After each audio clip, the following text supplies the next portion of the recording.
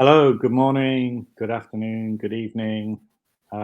Welcome to this session on exploring identities in peer review. I will run through some housekeeping notes in a second, and then I'm going to introduce our panelists for today. So, before we start, the few housekeeping announcements are as follows. So, this session is being recorded. The recording will be made available shortly after the webinar has concluded. Please use the chat box to share your thoughts and comments. If you have a question you'd like to ask for panelists, please leave it in the specific Q&A box, and we'll do our best to respond. There will be some time for questions towards the end of the webinar, so we'll probably try to process them all then. We've got a couple of exciting announcements for you as well, so stay tuned for that. One of them, so a small spoiler, one of them is a free ebook on the best practices for peer reviews, which we'll share later. If you'd like a certificate of attendance for the webinar, stay on till the end. After the session, we'll share a feedback form. You can use that form to request a certificate. Please don't request a certificate in the chat box. The links to everything we share will appear on your screens. You can also visit the alerts section in the top right corner in case you missed any of the announcements. So you can sit back, enjoy the rest of the session. I'm going to start sharing my screen. 1 second. I hope someone can tell me that you can see the PowerPoint slides now. Yes? No? Not yet, Chris. Thank you. I forgot to press share. You can see them now, right? Yes, we can. Perfect. So this panel discussion is brought to you by Cactus as part of our events for Peer Review Week 2021. On each day of Peer Review Week, Cactus will focus on a different aspect of identity. And the focus today is on diversity in peer review. Founded in 2020, Cactus is a technology company which accelerates scientific advancement. We aim to accelerate research impact by aiding the dissemination of research to the global community. With a global workforce of over 3,000 experts and customers from 190 countries, Cactus is considered a pioneer in its workplace best practices and has consistently been ranked a great place to work over the last several years. We solve problems for researchers, universities, publishers, academic societies, and life science organizations through innovative products and services developed under the brands Editage, Cactus Life Science, Researcher.life, Impact Science, Unsilo, and Cactus Labs. Each of these serves to meet a critical researcher need. Editage is the flagship brand of Cactus and also the brand that is powering Cactus Peer Review Week 2021. Since its inception in 2002, Editage has helped over 430,000 authors. Phew, that always amazes me. To publish around 1.2 million research papers in scholarly journals across 1,000 subjects through editorial, translation, transcription, and publication support services. It aims to help scholars break the confines of geography and language and to bridge the gap between authors and journals to accelerate the process of publishing high-quality research. And Research.life was launched in 2020. It's an integrated ecosystem of tools which are designed to simplify the life of the researcher. We provide researchers with a single unified platform that is personalized to suit every researcher's needs. Some of the solutions on here include a personalized literature recommender, premium language and publication services, a manuscript optimizer, smart journal finder, and a global community forum for researchers, as well as online training courses to help researchers develop themselves further. So with that out of the way, let's meet the panelists.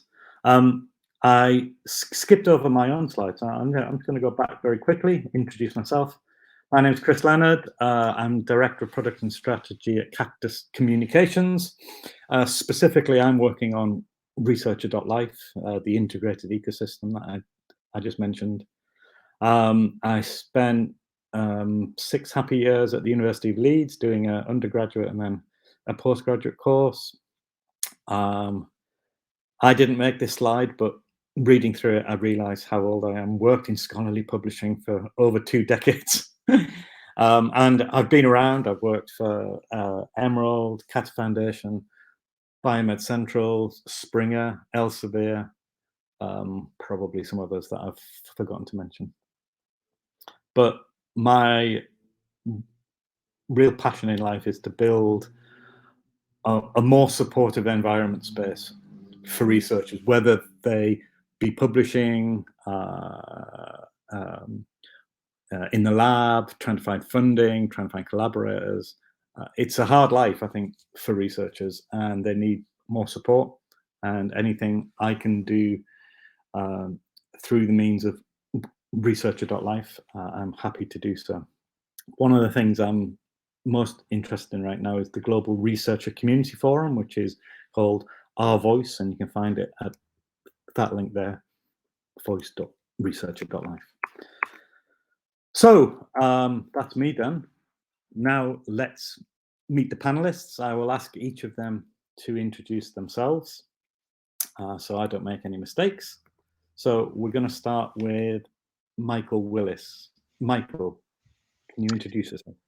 Yes, thank you very much, Chris, and thanks very much for the invitation to speak on this panel. I'm very excited about what the discussions we can have. My background is in classics, that's ancient history and literature, specifically Greek and Roman, and I started my publishing in last century, so I've been in scholarly publishing similar length of time as Chris, in fact.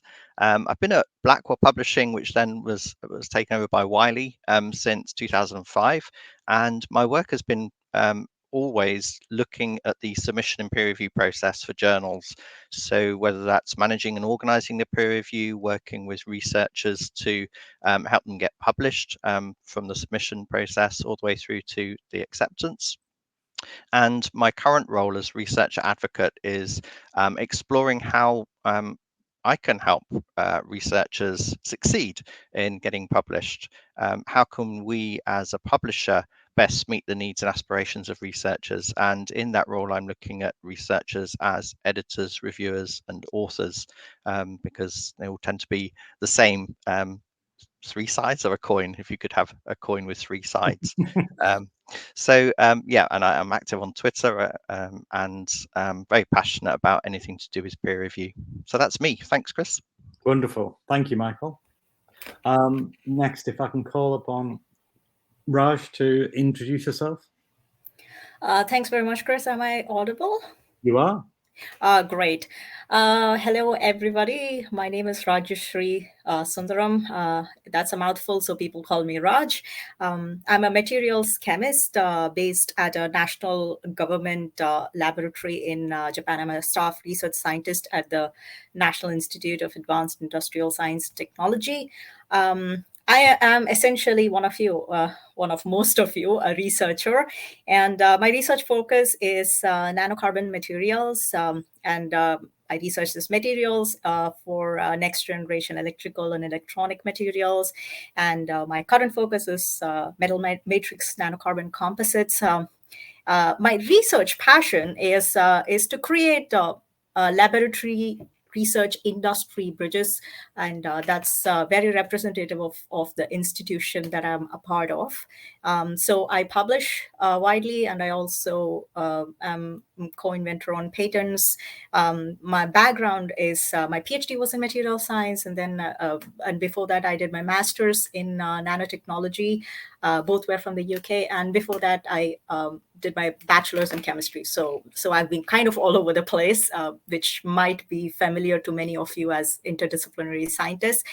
And my long-term goal as a researcher is to point to a product and say that, yeah, my research helped in the creation of that product. And I think I am a typical application-related scientist. So I like to see real-world products.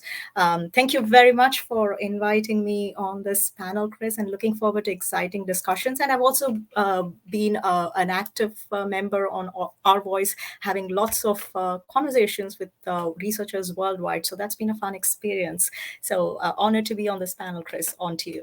Lovely. Thank you, Raj. So our final panelist is Hyofita.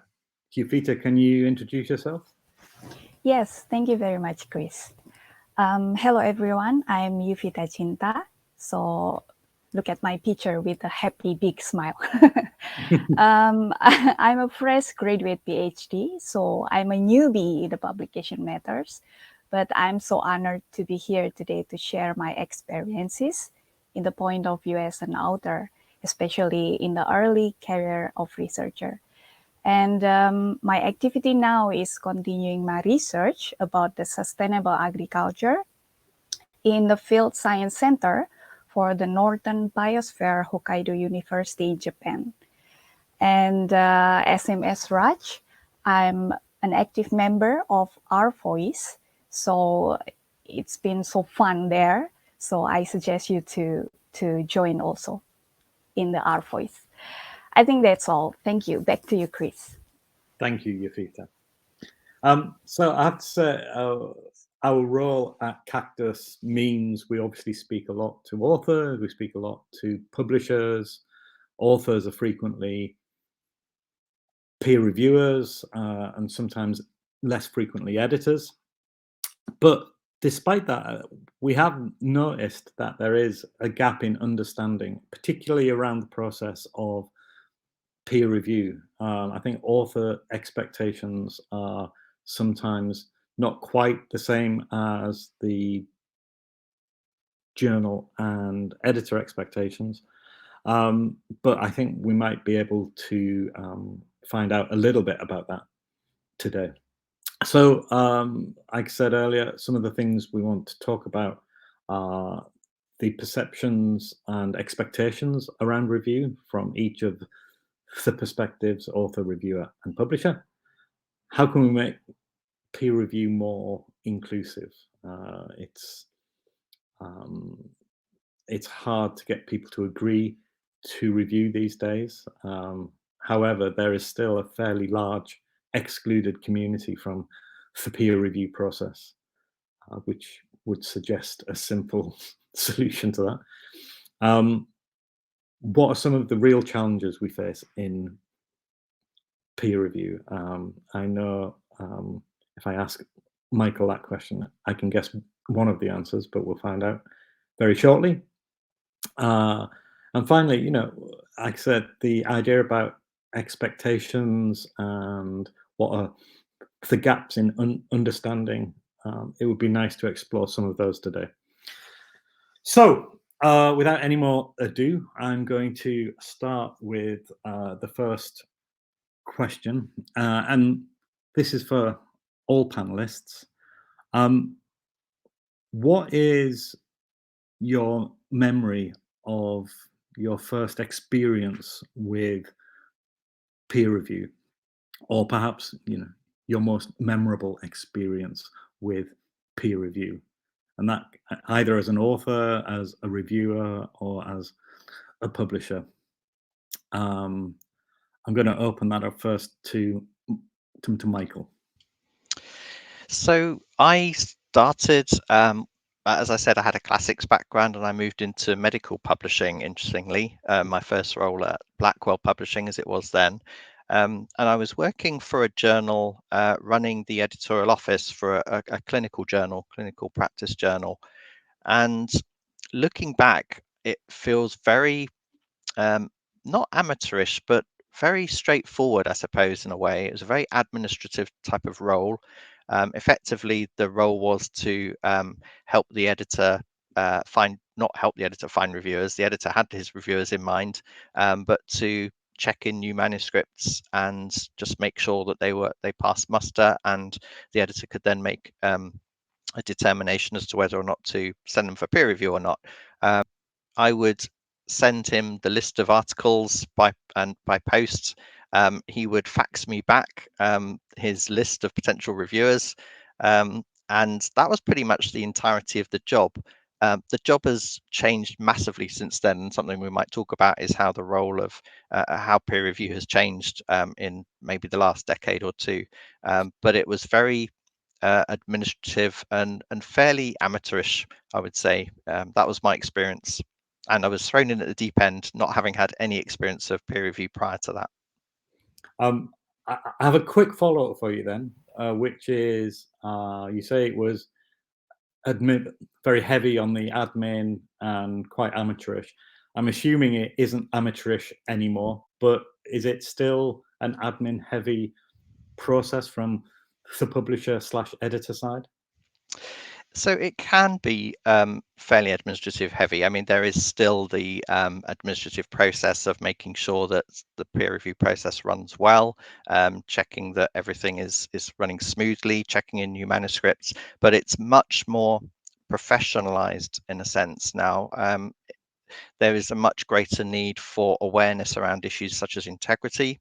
Not that they weren't important then, but there was just much less awareness of the risks, I suppose, around integrity. I was just reflecting on the fact that in the last 15 years, we've had the launch of, COPE, actually, the Committee on Publication Ethics, started in 1997, but it really expanded in the mid-2000s. And that's been a flagship really for ensuring that journals are adhering to best practice around research integrity and publishing integrity. We've had the launch of new submission systems, peer review and submission systems like Manuscript Central, Scholar One, which started again in the early 2000s, which helped take away a lot of the administrative load to enable editorial office staff and editors to focus on other aspects relating to peer review, such as expanding your reviewer database and helping with integrity again. And then there's been just one more thing, is the launch in 2007 of the International Society of Managing and Technical Editors, which very much speaks to the professionalism of the editorial office role. There's a great need for awareness around issues relating to anything from integrity to licensing to permissions to all sorts of things. That wasn't there so much when I started back in just after 2000. Right, thank you, Michael. Yuvita and Raj, I guess you have the benefit of relative youth on your side. You might not have seen 20 years of development in peer review, but can you recall your first experience of the review process, and what were your impressions about what was happening to your paper? Yuvita, do you want to go first? Oh, sure. So it's not with the journal actually. My very most memorable with peer review is with my supervisor actually. So that was the first time I got the peer review for my very first manuscript draft from my supervisor. So it was in my master course actually, and it was memorable not only because I got red lines all over the draft, but also because I got memorable comments that strictly and straightly assist me in how to write the scientific article. And it impacts so great because I still memorize the comments, and I can stick on the comments to lead me on the writing the articles up to date. And also, I could practically suggest my lab mates based on that comment. So I think that is the most memorable for me. So how did you feel when you got that first draft back from your supervisor and there was lots of red ink all over it? Yeah, of course, I feel so sad. I mean, like, oh my God, I think one sentence for in a night, something like that. But then all I read and just left one or two words, of course. But reading the comments that I got, I feel that the supervisor, he wants me to be a good writer, and he leads me to how to do the good articles. I mean, to write the good one. So I think the sad one is covered by the comments, the positive comments. Yeah. Okay, that's good. So you would say it was overall a positive experience that you've managed to learn from as you go through your career. Yeah. Well, I try to be positive as much as possible, of course. Lovely. And Raj, your first or most memorable experience of the review process?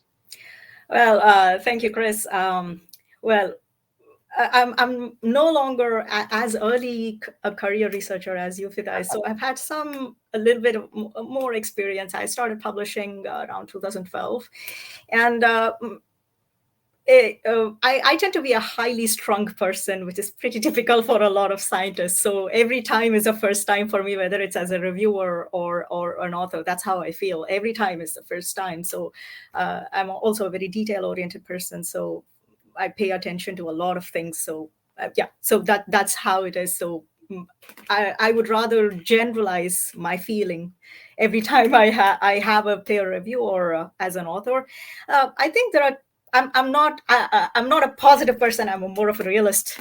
So I stand in the middle, and I feel that there are both positive and it's a balance of positive and negative. So positively, it's an intellectual challenge. There's always room to learn, whether it's a comment from your supervisor full of red lines, or whether it's the reviewer who's saying that this is not good, do this, do that. We can always turn that around and try to learn as much as possible from it. So every reviewer is a teacher. Every red line is a teacher. And so that's an intellectual challenge, and it's a balance between being enjoyable because you're learning something new that's exciting, but also there is stress involved, right? I mean, and sometimes the balance between the stress and the enjoyment kind of tilts one side or the other. Because sometimes, it's lots of learning, but other times, because we are researchers, publishing is our bread and butter. And there's always a pressure to publish, and there are always timelines involved. And so there's a balance of those two things. But there's always a lot of things to learn. And two personal things that I kind of had from my first time is that I had a gap in my publication list. So when I got back to writing, it was a pretty big challenge. And also, in just as a follow-up to what Yufita said as good writing and bad writing, as I grew older, I started to judge myself and other people a little less. So I think it's very important because there are many different writing styles, different ways to put across the same idea. And I think it's important to be empathetic towards ourselves and to everybody else. So that's my experience and insight as a reviewer and an author. Yeah. Great. On to you, So Chris. that's great, because that leads neatly into my next question, which is obviously when you're reviewing a manuscript, you have a kind of parallel life as an author as well. So how do your experiences, or rather, how does your identity as an author play a part when you're reviewing manuscripts? The whole process of peer reviewing can be quite stressful, and I think one of the most stressful ways is maybe let's call them very direct comments about a manuscript, which can be phrased in a certain way, which could be constructive, but often isn't. When you're reviewing a manuscript, is it something you do to go out of your way to be constructive and author-friendly? Is it okay if I answer this question? Yeah, thanks. Usually my trouble as an author has always been unspecific questions from the reviewers. For instance, people would say, "I don't understand this. Please clarify." How do you want me to clarify? Please clarify is not. It's a very generic statement. It can go in any direction. So as a reviewer, the thing that I learned from that experience as an author is that I try to be as specific as possible. I tell the author in a respectful and in a positively constructive way what exactly I would like from the author. Say, add this data, and why would I like the author to add this data? For instance, there could be a missing control, or there could be a missing data point, or there could be a missing error bar, whatever it is. So I try to be as specific as possible. I think that's one of the things that I have learned to do as a reviewer from my experience as an author. Okay, that's wonderful. Yes. Yuvita, you have any experience here as a reviewer where you try to put yourself in the author's position and try to phrase your review comments appropriately? Yeah, a view experience. And yeah, I'd like to do the same as Raj. I try to be specific in my comments, like, what is this? Maybe you can do like this, and how to say, more specific. And sometimes I be very kind, I think, because I give an example, or I lead the author. If you would like to change the sentence, for example, or change the structure from here to here, so I give the flow, also specific flow. So I think in the journal I don't get any comments with very specific an example like that from the reviewers, but well, yeah, I do that. Okay. Yeah, as just a quick addition to what Yuvita said, yeah, I give examples too. And over the time, I have learned to tone down my examples because sometimes, I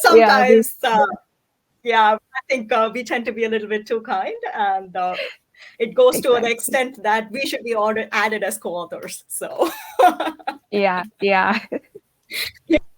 It's really interesting hearing you speak about this.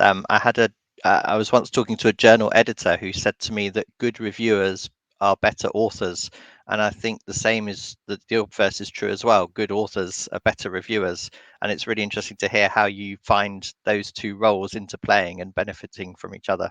Yeah. So actually, this is a question for all of you now. A early career researcher who wants to get involved in the peer review process, they want to be a reviewer. What options are open to them? I mean, how do they make themselves known and available to the journal? Is it simply a case of emailing the editor and saying, please consider me as a reviewer? Michael, maybe you can lead. I think editors instinctively go for the reviewers that they know, and because they've already got some trust and confidence in them. And a lot of this is often about networks, not all entirely, but often about networks and getting to know the people who are associated with the journal. So if you're an early career researcher interested in reviewing for a journal, then make contact by all means with the editor or the associate editor of the journal that you're interested in reviewing for. with an online world, it's much harder, obviously, to sort of make those connections that you might have had serendipitously at a conference, for example, where you could have gone up to an editor. For example, some journals have Ask the Editor panels or come and meet the editor booth or something like that at a conference. That's a lot harder, but no editor will ever say no to an expression of interest from a potential reviewer. They will give it some thought, and then they might say no, but they won't give an outright no, because every editor has the challenge of finding reviewers. I would say there's a responsibility on the part of the reviewer or potential reviewer to get some experience in reviewing. So if you've got an opportunity to co-review with your supervisor, your PI or whoever, then take that opportunity and ask, be proactive, and really seize the opportunities that are available to you. Because I think, as I say, editors will go to the people they trust, and if they've got the trust of, say, a PI or a supervisor, and confidence in that individual potential new reviewer, then that's the way in. I've had a little bit of experience about that when I used to manage the peer review process for some journals. We used to ask some of our regular reviewers, and they would say, well, I'm pretty busy. Is it okay if I ask one of the postdocs in my lab to help me with this? And the first time I heard this, I was like, absolutely not, no at all. But actually, when I reflected on it, this is how you groom the next generation of reviewers, right? So maybe early career researchers who want to get involved in the peer review process should be asking their supervisors, their PIs, their lab heads, if they can assist them on existing review jobs as a first step. Which also leads me on to another question, which is, from the outside looking in, it feels like editors and journals select the same experienced names each time, and it feels there are limited opportunities to break into that, whilst at the same time we hear that it's really hard for journals to find suitable peer reviewers in a timely manner anyway. So I know 20 something years ago, to find 3 reviewers who would agree to review for a journal, we used to have to ask 5 or 6 reviewers. I think nowadays it's not unheard of to ask upwards of 20 because you get a lot of no's. So in order to be more geographically and career inclusive, there would seem to be a simple solution to widening the reviewer pool, Michael. Is there hesitancy, do you think, to explore outside of the established career professionals who do the review process now? I think it boils down to that question of trust that I mentioned. Editors need to know that the person who is reviewing the article has the expertise to be able to do justice to that article and to review it fairly and to help the editor make a decision about the article. So yeah, it does come down to trust. I don't know that there's necessarily a reluctance on the part of editors to expand their reviewer pools. They will instinctively go to the people that they know and can rely on. But it's often about, how do I find those reviewers? How do I find those new reviewers to expand my reviewer database? And there's a role there for publishers to help finding reviewers. We've got the tools to be able to do that. We've got the networks. We can explore networks to be able to help editors in that. I would love to hear Raj's view and Yuvita's view on how you make yourself discoverable, I suppose, as a reviewer, if I could turn the question to them. Yeah, I think my personal experience has been basically on the lines of what both of you have already explored.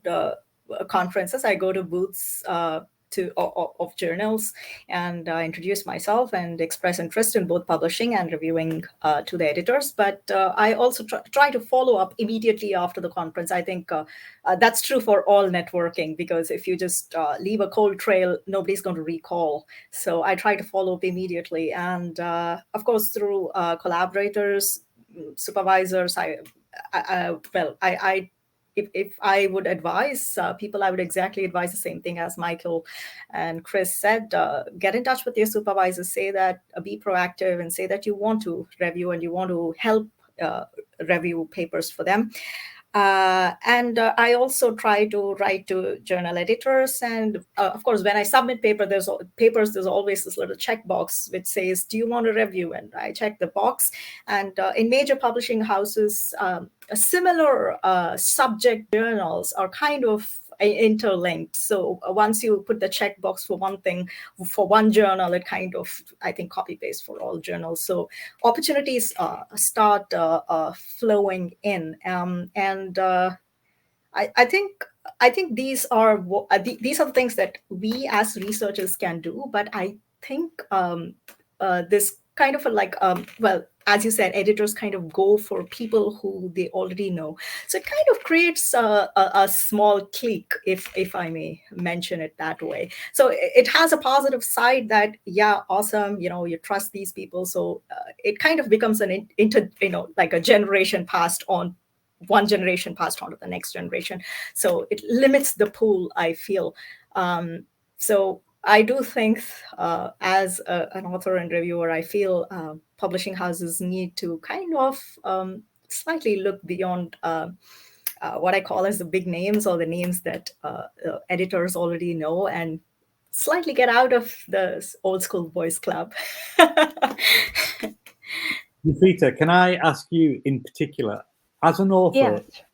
What are your expectations of the reviewer? Are you wanting them to, well, I'll just leave it as an open-ended question. What are your expectations of a reviewer when you are the author? Well, of course, I expect the supports. The supports here, means a positive supports, because so far I have one experience when I found a reviewer was ignoring my responses and trying to insist his or her opinion to be inserted in my manuscript after some rounds of review. And that was when Raj helps me through Researcher Voice platform.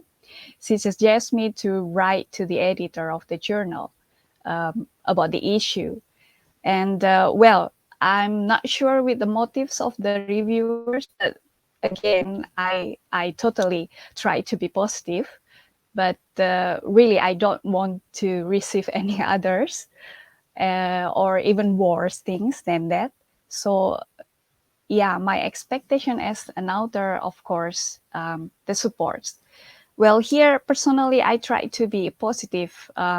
I don't know about the other authors. Some of the authors, maybe the very early career researchers who has the first experience to write and submit to the journal, they have a very minor hurt or something.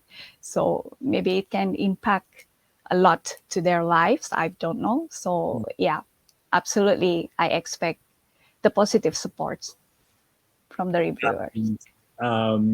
When they have to be critical, I think there are ways you can criticize a manuscript without being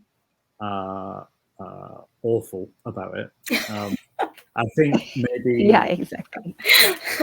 reviewers need to understand there's a human on the other side who's reading these comments.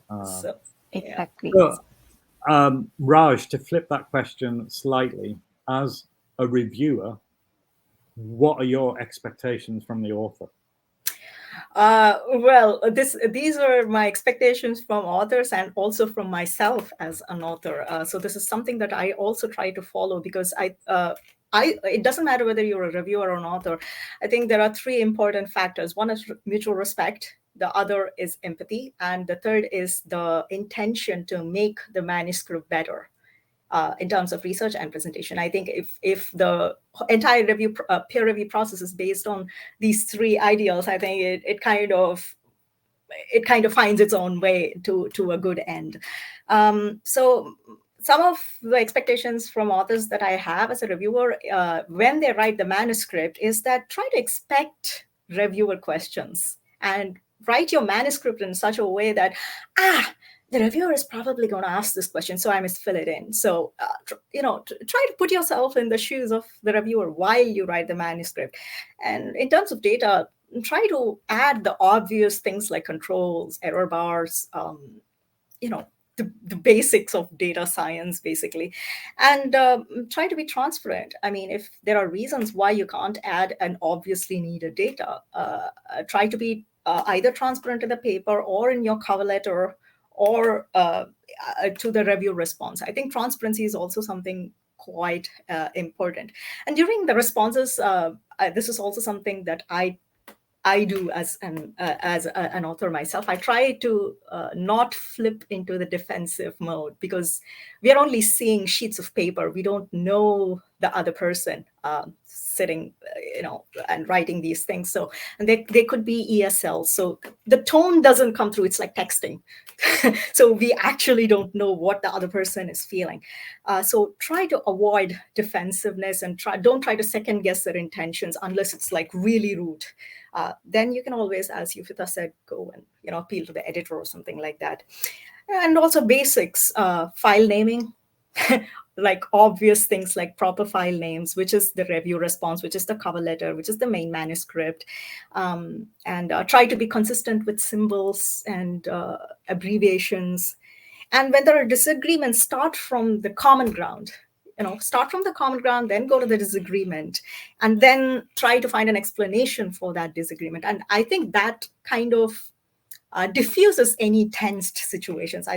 For instance, whenever a reviewer gets a little bit too hard on me, I always start with, yes, I agree with this part of your review. And then I go to the disagreement area. That kind of puts off, it's just a feeling change for the reviewer as well. Yeah, she agrees with me. I think that helps. And one thing I really, this is something that annoys me, to be very honest, when I do peer review and when I kind of get response to reviews from authors, is that they in the point-by-point response, it's never clear where in the manuscript the change is done. So the manuscript would be like 25 pages long, and the author would have written, this thing has been changed. And I would have to look through the entire manuscript. So when I am the author, what I try to do is I always say, well, this is a page number, this is a line number, this is a copy of the text that I have changed before and after. So it's like clear. I don't sometimes even have to go to the manuscript and read the entire thing that carefully. So yeah, that's it from me. Yeah. Wonderful. So I guess one of the aspects about identity in the review process is the fact that you very rarely know the identity of the reviewer, and that anonymous nature of the report and the comments can sometimes, maybe subconsciously, make the reviewers more critical, more personal, less professional. Have you had experience of open review where you are aware of who the reviewers are, or the reviewers have signed their reports and shared them with the author?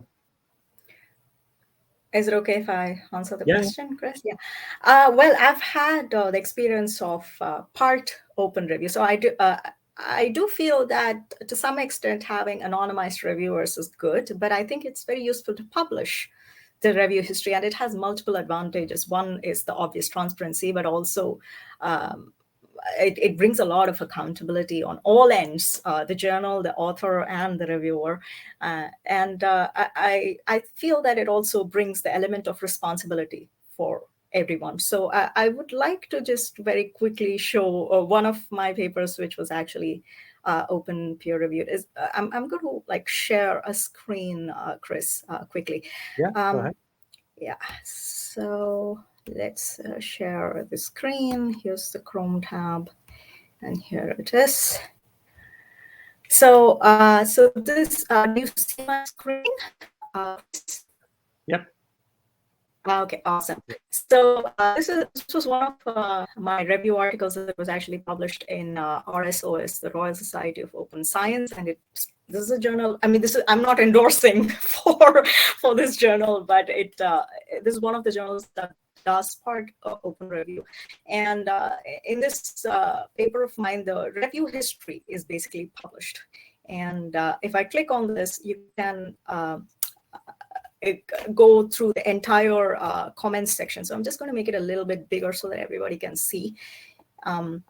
So for instance, let me go to the reviewer comments.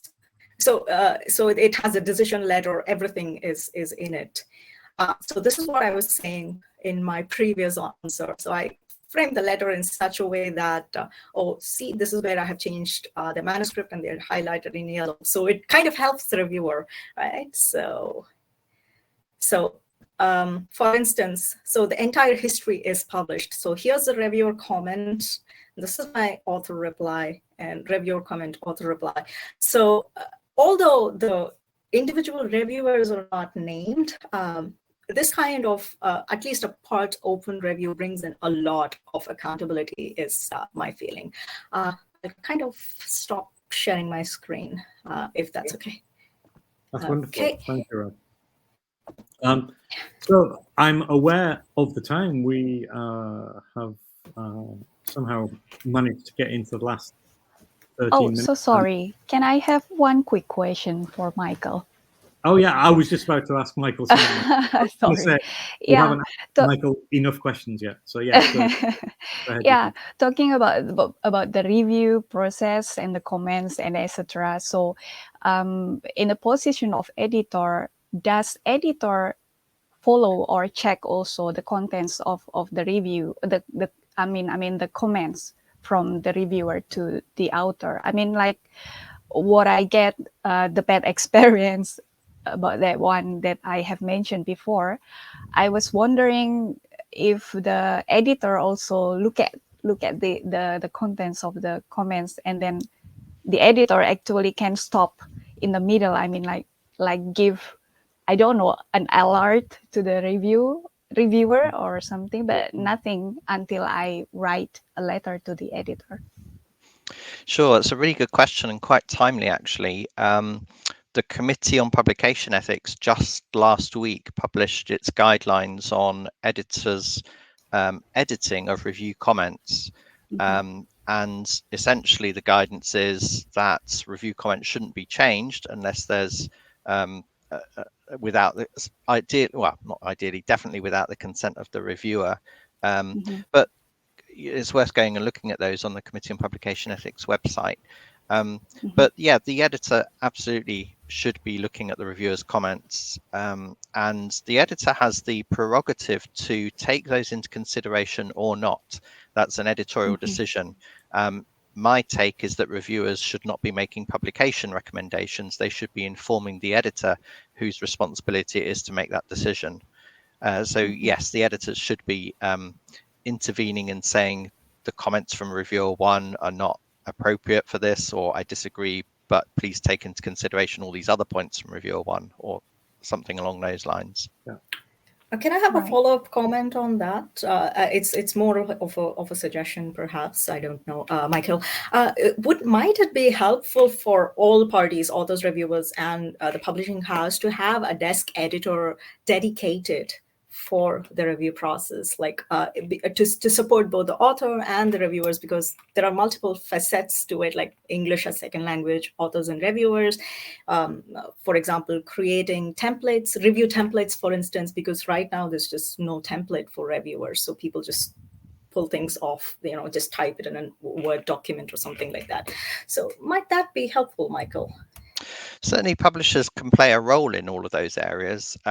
Taking the review template as an example, we're developing a standard template at the moment that we're in the process of piloting that will be appropriate for lots and lots of journals. I think I mean, with Wiley, we've got 1,800 journals, and we've got a huge variety within that, and there's no one size fits all necessarily. So what is appropriate as a score sheet, reviewer score sheet for one journal may not work well in another field. So that you've got to have some sort of flexibility there. But yeah, publishers should absolutely, and are, I would say, providing that sort of support for editors. We're working with organizations like Language Editing Services and so on to help authors to get their articles published, and to provide input and guidance.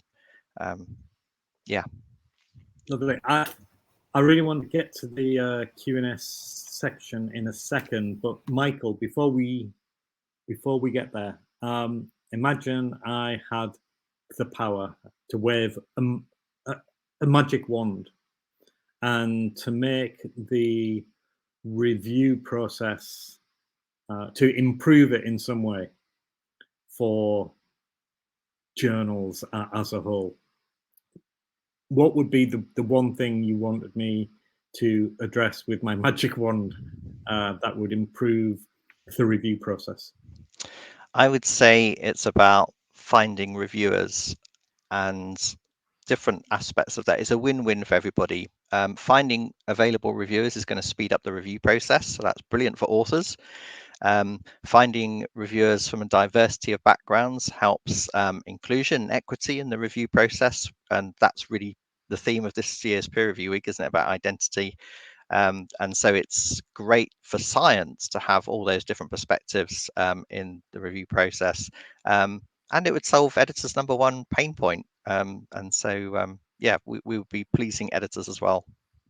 Exactly, yes. So looking then quickly at the Q&A, is somebody going to highlight some questions for us? There's a lot of them in there.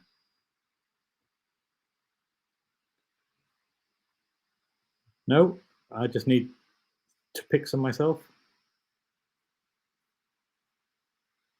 No, there's nothing coming back. So let's run through some of these. I tell you what I'll do.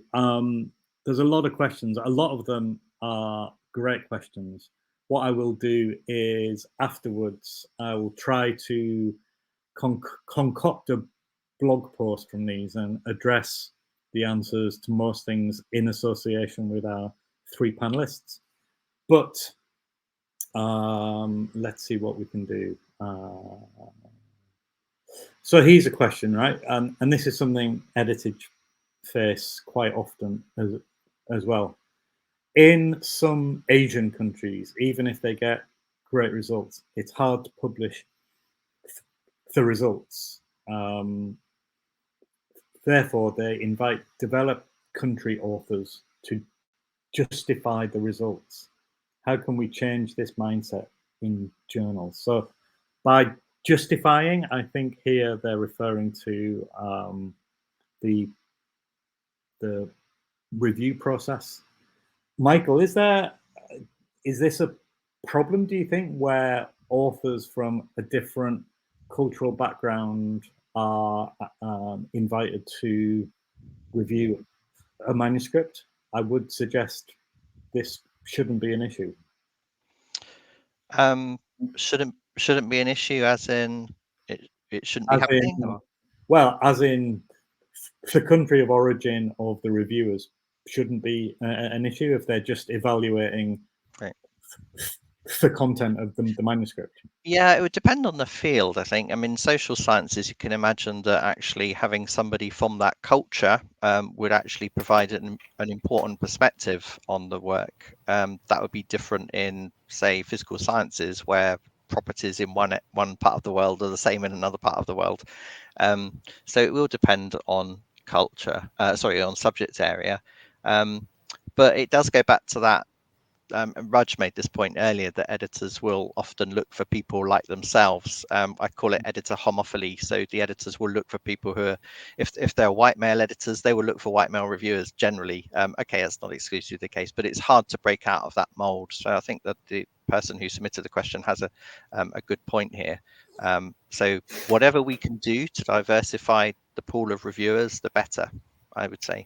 So Might I add a small thing to that, Chris? Yeah. So I was wondering, maybe a double-blind review might help. Yeah, and you were talking about double blind for Royal Society Open Science. We've done similar thing at Wiley for quite a lot of journals. What's really interesting is that it's an opt-in process for authors, whether or not they want to go down this route of transparent peer review. So the reviews are published at the end of the process. It's typically, and other publishers have reported the same, it's typically about 80% of authors, 80 to 90% of authors say, yes, I would like the peer review process to be transparent. And that's all in the interest of science, I would say, you know, opening the black box of peer review. What is it that goes into getting a paper published? But at the same time, we've got to protect researchers who don't feel comfortable in having their identities revealed, particularly early career researchers. And so there's that trade-off there. You don't have to have transparent peer review all the way through. You can start off with a double-blind process. And I noticed in your review that you have back, Raj, you didn't have the identities of the reviewers disclosed, I don't think. So it's possible to have that. I think I was mentioning more on the lines of during the submission process, let's just anonymize the authors so that, you know, this element of country of origin or even the gender or anything might not play a role. Although it's actually quite easy to guess who has written if your community is small enough. But yeah, you're absolutely right. Yeah, and there is evidence. Sorry, go on, Chris. No, I was just going to say, I'd love to explore this in more detail. In particular, a thought just occurred to me that the concept of single blind review, which is perhaps the most common form of it, is perhaps the least,